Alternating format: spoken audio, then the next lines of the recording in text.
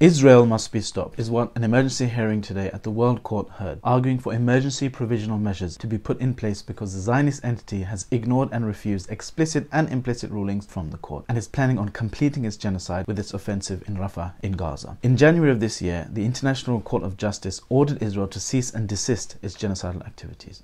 Israel increased it. In March, the court ordered that they stop blocking aid from coming to Gaza. Israel blocked even more aid and seized the last few remaining crossings between the world's largest concentration camp and the outside world, forcing even their only ally, the US, to humiliatingly build a pier into the sea or throw out aid from aeroplanes to get around the genocidal blockade, since the life-saving tunnels they used to smuggle everything from baby formula to chocolate have also been under attack. The argument South Africa's delegation made today is that the last remaining European colony in the Middle East has defied ruling after ruling after ruling, and that its declared aim of wiping the subhuman animals in Gaza off the map is about to be realized. And while it may take years for the case on the merits to be adjudicated, i.e. looking at all the evidence brought and making a final ruling of genocide, by that time all of the evidence is going to be wiped out. That is why the Zionists have been assassinating journalists, destroying communications infrastructure, literally bulldozing evidence and getting rid of bodies in mass graves, such as in hospitals where international observers who did get in found decaying bodies of medical staff, their blue scrubs still visible, swathes of patients with cannulas still in their arms,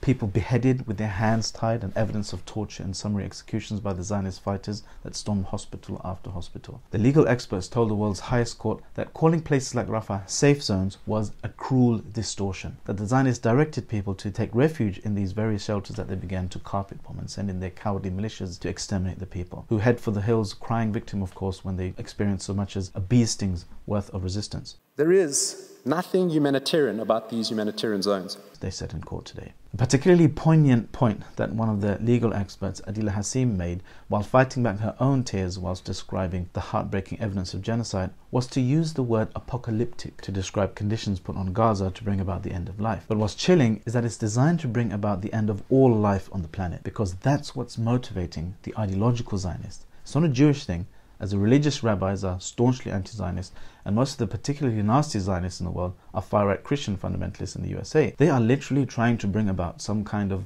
biblical Armageddon by spilling so much blood and carrying out all these weird apocalyptic rituals, based on absolute falsehood, of course, involving destroying Masjid al-Aqsa, blood sacrifice of special cows, and so on. When this world-ending ideology is married to the secularist military-industrial complex's unquenchable thirst for more war to prop up economies and corrupt elites that parasitically thrive off destruction and rebuilding, that is what you call a match made in hell. Are there Muslims that have some wacky heretical eschatological beliefs where they take end times prophecies as some kind of instructions instead of warnings? Most of us don't know any personally, but there are 2 billion of us. If we had our fair share of psychopaths, 1% for example, simple probability dictates that you can probably find some Muslims somewhere wacky enough to actually want to bring about the end of the world. But the point is, they have no power or influence. On the other hand, Zionists occupying Palestine and across the US are ministers, governors, senators who literally have access to nuclear weapons. These nutjobs in positions of power who are literally praying for Armageddon are a recipe for actual world-ending level destruction. Back to the ICJ hearings. South Africa's legal team said Israel must be stopped as a matter of emergency. Not only have they not obeyed court rulings, they've mocked them. Instead of punishing genocidal incitement of its politicians and leaders, they have been rewarding it. The court heard that people get promotions for inciting fighters to go and erase mothers and their children, for example. One can't help but contrast that with the brave Palestinians who bend over backwards to protect non-combatants. And you have to say Alhamdulillah for Islam. Do not kill a young child. Do not kill a woman or an elderly person. Do not cut down fruit-bearing trees. Do not destroy a building. Do not slaughter a goat or a camel unless to eat. Do not drown a date palm tree. Do not burn bees. Do not steal. Do not betray.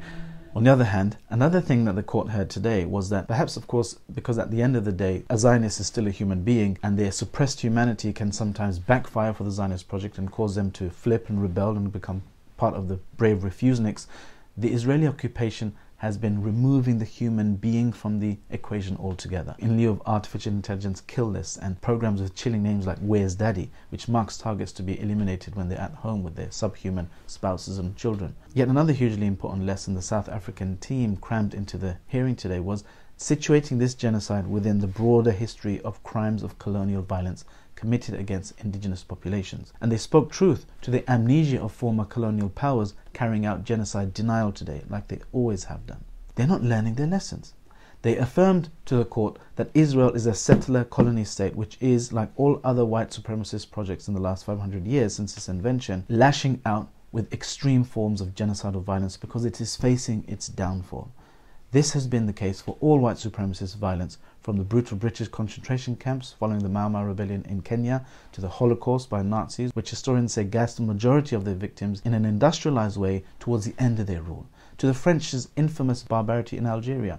The list goes on and on and on. It's when white supremacy is nearing its end you get industrialized, high efficiency levels of killing and extermination of the otherized, subhuman victim, especially if they fight back. Then they have to be made an example out of. That is why this final invasion to wipe out refugees in Rafah has gotten the whole world to pay extra attention. The calls for military intervention to protect Palestinians are growing louder and louder. Even the humiliating Western-installed and supported dictators and despots that control much of the Muslim world rushed to meet in an emergency summit in Bahrain today, where they reportedly called for UN peacekeeping forces to enter the Palestinian territories. We need to keep up the pressure wherever we can for them to exercise the various types of influence they can, and also make dua to Allah that He gives courage and bravery to a class of people previously characterized by cowardice and fear of losing their status and favor from their Western backers. We ask Allah subhanahu wa ta'ala to give them just half of the bravery we've seen from the students facing the brunt of the war machine across campuses around the world. Like we mentioned in a previous video, it's no coincidence that these industrialized forms of violence and oppression followed a weakening and dismantling of Islam as a civilizational force that fettered oppression on a global stage. Click here to find out why that is, and click here to learn more about the initial ICJ ruling against Israel and what it meant.